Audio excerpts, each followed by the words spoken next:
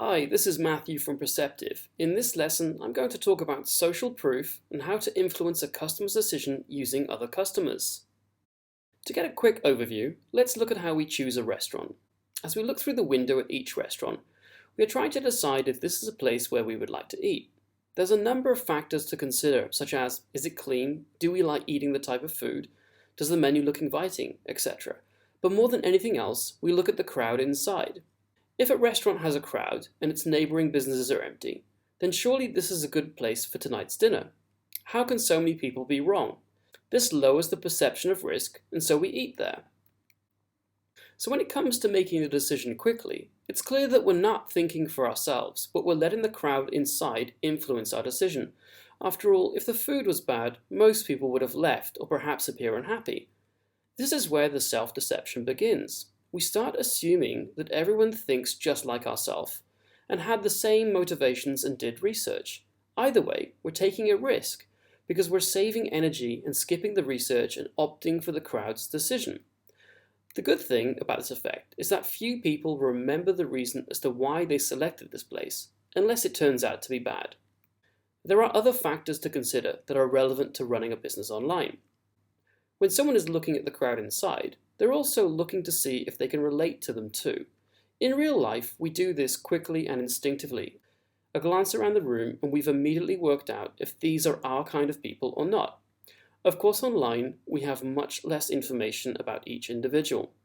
The more connection the visitor feels with the crowd, the more influence they will have over their decision.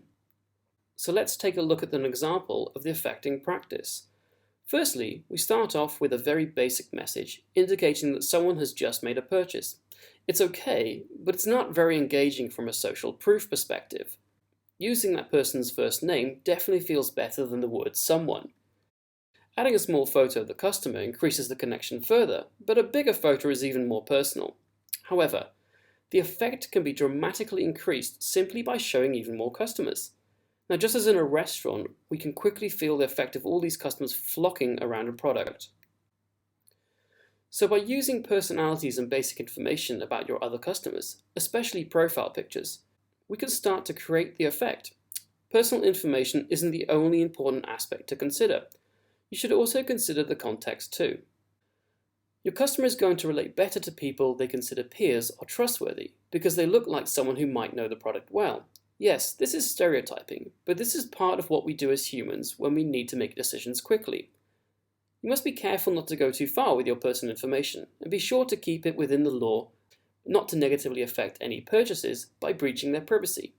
To get herding to work, make it stand out and be useful. There's no point adding the feature if no one who uses the site ever notices it.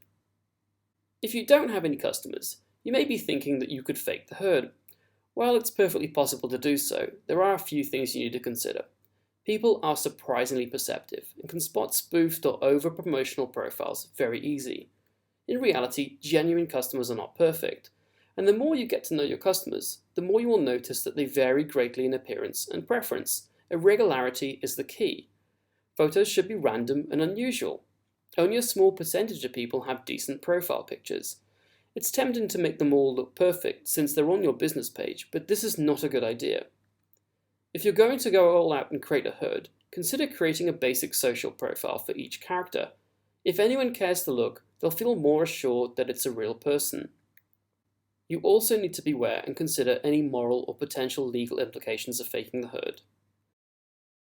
So what examples of social proof have you already used? You've probably already been influenced by many popular examples of social proof online. Facebook's Likebox plugin and Twitter's hashtags are both used to influence people. Star ratings and product reviews, and of course company testimonials all play a big part online in creating social proof.